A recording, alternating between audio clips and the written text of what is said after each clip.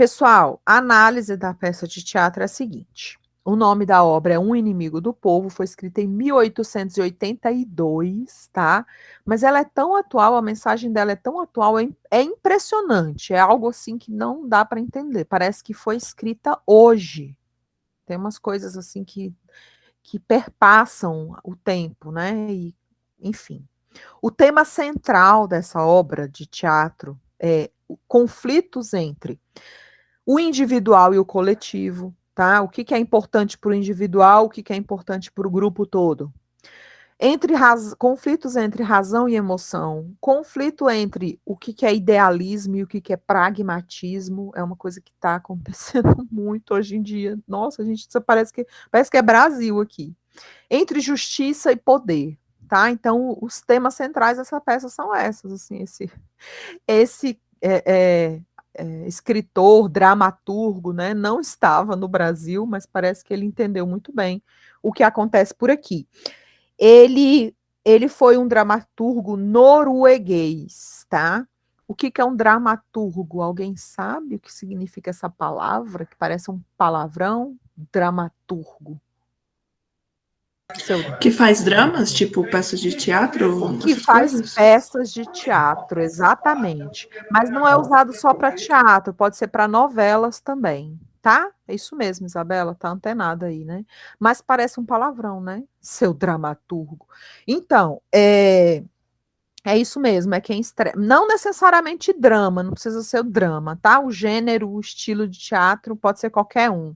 Mas um dramaturgo é aquele que escreve peças de teatro, novelas, enfim. E ele foi norueguês e ele é o responsável, gente. Isso é importante para a história do teatro. Não sei se tem algum aluno aí que pensa no futuro de ir para essa área de artes, né? Estudar arte no geral, mas ele criou o teatro realista moderno, tá? E partiu dele esse teatro mais voltado para contar a vida das pessoas e não uma história aleatória, mas contar a vida das pessoas mesmo, real, mundo real.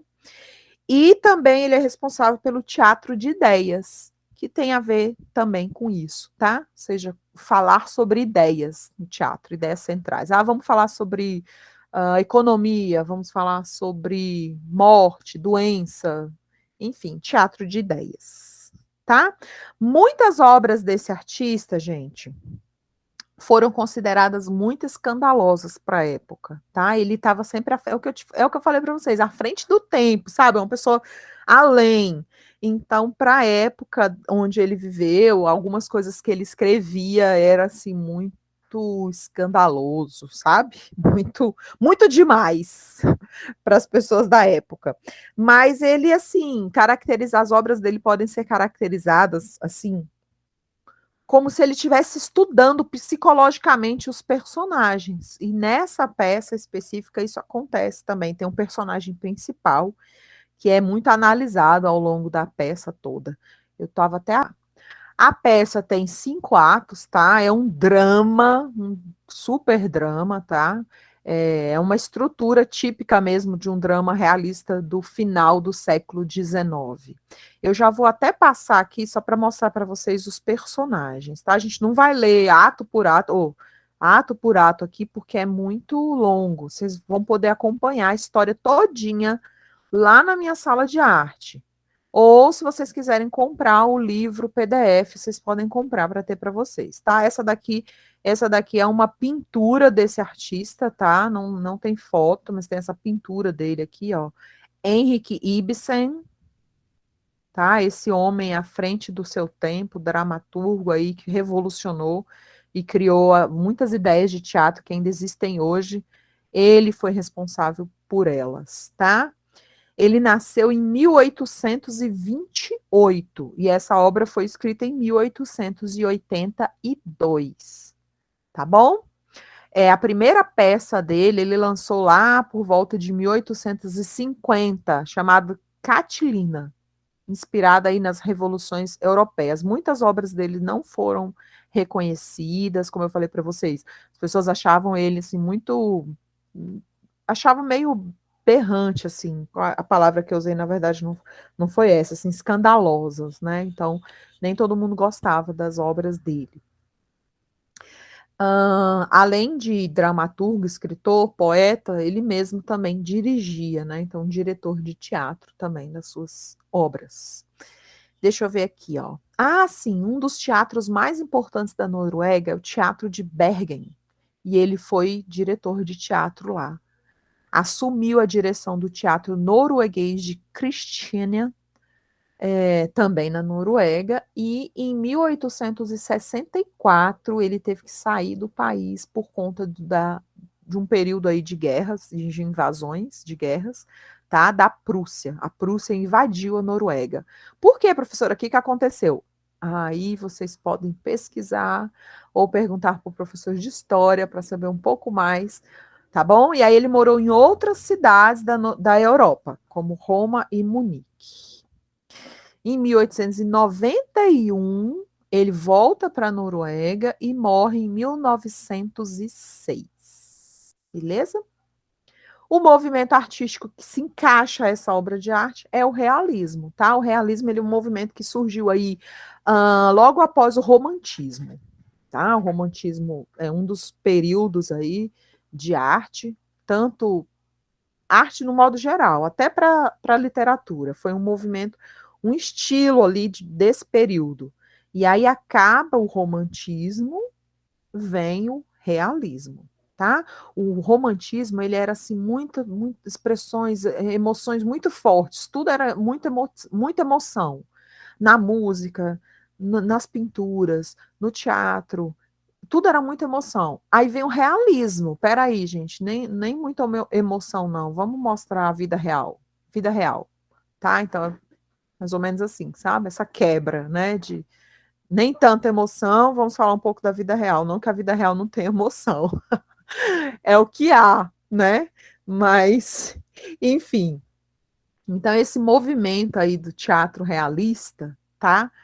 Foi ali no período de 1870 até 1960, tá? Um bom tempo aí. Foi desenvolvendo várias práticas e técnicas de teatro. Não sei quem gosta de teatro aí pode procurar um pouco mais sobre isso, tá? E aí tem até uma foto aqui de um teatro para mostrar para vocês, vou colocar aqui. O palco do teatro realista, ele tem essa preocupação, tá, em focar, dar destaque para os textos teatrais e valorizava muito também, tá bom? Pouco cenário. A importância, gente, do teatro realista é o texto, é o que está sendo falado, é o que eles querem contar para você. E não cenário, não arte, aquela coisa bonita, não. É o texto. O que a gente vai discutir agora com esse teatro? É um teatro para discutir, é um teatro para tirar você do seu conforto aí, ó. Tipo, levanta da cadeira aí, ó, e vamos discutir esse assunto, porque esse assunto é importante. A ideia é essa. E aí vocês vão ver isso nessa obra, que ela justamente propõe discutir assuntos importantes. Tá bom?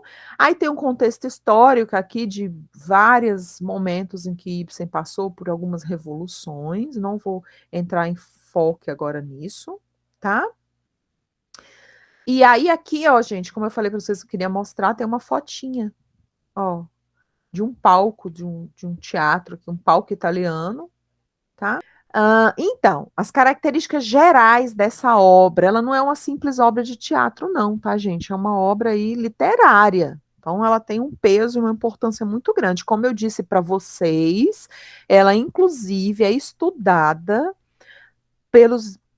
por quem vai fazer concursos na área jurídica, só para vocês terem uma ideia, tá? Já falei que ela pertence ao realismo, é dividida em 5 atos. Vamos lá. Tem o formato do palco, que eu já mostrei, e eu quero falar para vocês quem são os personagens dessa peça, resumidamente. O personagem principal, que é um médico da estação balneária, tá? A peça se passa numa cidadezinha ali, onde tem um balneário. O que é um balneário? Nessa cidade tem vários pontos, assim, vários lagos e rios de águas termais, e eles são muito usados no turismo. É como se fosse, vocês conhecem Caldas Novas, né? Cidade aqui pertinho da gente, cidade turística maravilhosa, Caldas Novas, o Rio Quente, então. Aquilo ali é um balneário de águas termais também. Então, ele vivia numa cidade assim, esse médico, Dr. Thomas Stockman. Aí ele tem a esposa dele na história, que é a senhora Stockman. Tem a filha deles, que é uma professora de escola pública, assim como eu, a Petra. E ele tem dois filhos de 13 e 10 anos, o Eilif e o Morten. Depois tem o irmão mais velho dele, que é o Peter Stockman, que ele é prefeito, chefe de polícia, presidente, enfim, ele está super envolvido nessa área aí de polícia e política ao mesmo tempo, tá? Aí tem o Morten Kiel, que é o pai adotivo da senhora Stockman, ou seja, é sogro do personagem principal. Tem o editor de um jornal lá, o nome do jornal é A Voz do Povo, olha só. Hofstad é o nome dele. Tem o Billing, que é o subeditor do jornal. Tem o Horster, que é o comandante de um navio. A Aslaksen, que é o impressor do jornal. E tem os cidadãos, no modo geral, que aparecem na peça, que são várias categorias. Mulheres, colegiais, pessoas em reuniões públicas, enfim, vários grupos que aparecem em vários momentos, tá? O que acontece nessa obra, gente? Esse médico, ele pede, ele, em determinado momento, ele quer fazer uma análise biológica, uma análise científica das águas dessa região ali onde eles moram. E, por incrível que pareça, ele descobre que as águas estão contaminadas de alguma forma, tá? As águas não são boas para banho, não são. Enfim, não tá legal, algo precisa ser feito. Só que, como em todo lugar, né, quando se tem ali um grande grupo empresarial que está ganhando muito dinheiro naquela região, eles acabam assumindo um determinado poder. Então, eles têm poder sobre as pessoas, eles têm poder sobre os personagens políticos daquela região, eles acabam mandando nos políticos, de certa forma. Enfim, eles se impõem, porque eles são, de certa forma, donos do poder. Isso aconteceu aí nessa história de 1800 e tarará. Isso acontece hoje? Acontece só no Brasil? Não, acontece em muitos lugares, não é exclusividade nossa. Então ele compra uma briga com a cidade inteira. Por quê? Primeiro, ele divulga essa informação para o irmão dele, que é envolvido ali com política, né? E o irmão dele acha isso extremamente preocupante. Ele fala assim: cara, isso vai dar problema. Nossa, não dá certo, não. Vai ser um. Meu Deus, o que a gente vai fazer? Aí ele fala: não, mas a gente é responsável por avisar as pessoas, todo mundo precisa saber. Eu vou preparar um texto científico, né? Uma informação assim mesmo, de um médico, para falar com as pessoas, e vou avisar. Só que essa informação acaba vazando e sai no jornal a informação, assim, de uma forma muito ruim, sabe, como acontece aí, né, ultimamente, as informações vão surgindo, assim, de uma forma muito ruim, sem que as pessoas saibam da história verdadeira, e aí as pessoas leem e ficam, assim, desesperados. E aí é feita uma comitiva de imprensa ali, para todo mundo falar, né, um palanque e tudo, e não era nem para o doutor falar, né, explicar, mas ele toma a frente e fala o que está acontecendo. Mas para quê? Ele foi pego aí para para Cristo, né, como o pessoal fala, e ele começa a ser o inimigo do povo, tá? Então o nome dessa peça é por conta disso. Ele é considerado o inimigo do povo, porque ele começa a ser visto aí como alguém que quer prejudicar as indústrias, a empresa, o ganho de dinheiro, a economia, ele quer parar tudo para poder tratar essas águas, para, enfim, ninguém quer perder dinheiro, né? A economia não pode parar, ninguém pode perder o seu dinheiro, não interessa se a população vai ficar doente ou não. Enfim, são essas questões aí, como eu disse para vocês, extremamente atuais, né? Então é uma briga aí contra idealismo, né, e pragmatismo, né? Então quem está aí realmente preocupado com os ideais e quem não está nem aí. E a história vai acontecendo, vai se desenrolando várias confusões, né? Eu estou dando aquela resumida bem resumida. Não tem um final, assim, como que acaba? Isso acaba que deu tudo certo? Não, o doutor continua lá vivendo a vida dele com o objetivo de que eu vou continuar lutando pela verdade, eu vou continuar sendo honesto enfim, mas ele é totalmente rejeitado pelas pessoas, até a própria família dele fala assim: você é um lunático, você é louco, por que você quer mexer com isso? Larga isso para lá, deixa isso para lá, ninguém tá nem aí para isso não. A cidade não pode parar, tem que continuar ganhando dinheiro. Enfim, né? Então, como eu disse para vocês, qualquer semelhança com os dias atuais não é mera coincidência. O autor, eu vou ler aqui o finalzinho, ó. O autor, em verdade, deixa pouco a decidir para a plateia, ou seja, é como se ficasse assim, em suspense. Não tem assim um final, acabou, deu tudo certo. Resolveram lá a questão da água contaminada, entendeu? Não fica em suspense. Dr. Stockman termina a ação, termina a peça, continua ele sendo otimista, decidido a enfrentar em família a cidade inteira, dentro da certeza interior de que ele possui a verdade. A solução é a seguinte: assim, um retorno à harmonia, ainda que em um estado distinto daquele estado de paz e prosperidade que estava lá no primeiro ato. A harmonia final é a única possível diante do caos representado pelo quarto ato, em que a massa sufoca e oprime o indivíduo. Ou seja, no quarto ato há ali uma opressão muito grande contra ele, eles querem praticamente expulsar ele da cidade, eles atacam, a população ataca a casa dele, só para vocês terem uma ideia, um ambiente extremamente tenso, mas ele decide assim, não, eu vou continuar vivendo aqui, ele poderia fugir da cidade, né? Não, eu vou continuar vivendo aqui, tentar manter a harmonia com todo mundo, mas eu continuo na minha certeza interior de manter a verdade. Gente, sabe o que o autor tenta fazer? Olha aqui, ó.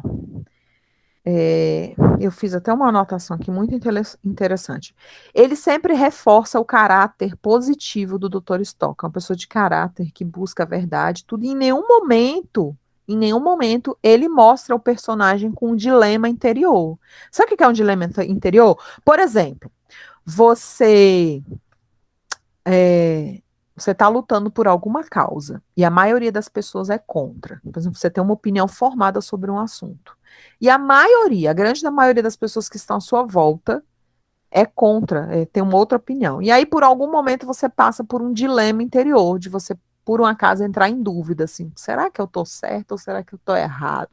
Não, ele não passa por isso. Então, o escritor, ele mostra isso, que o Dr. Stockman ele permanece firme na sua ideologia, né, no seu posicionamento a respeito do que é certo. Ele quer que o que seja certo, que é justo.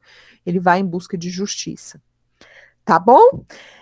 São questões importantes que esse teatro lida, como eu já falei para vocês, né? Verdade, moral, ética, corrupção, falsidade, interesses, né? Separados ali, pessoais, tudo que a gente vive hoje.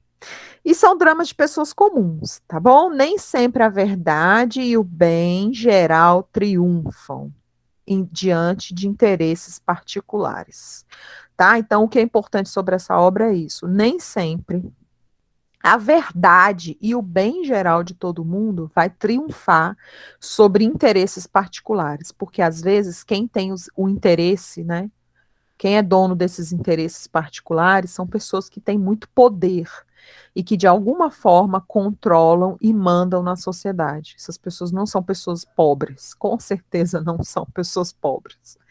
Gente, é isso, é a arte mais uma vez sendo usada para discutir um tema, para levar as pessoas a pensarem sobre alguma coisa. Gente, ó, tipo, peraí, levanta aí, vamos falar sobre isso.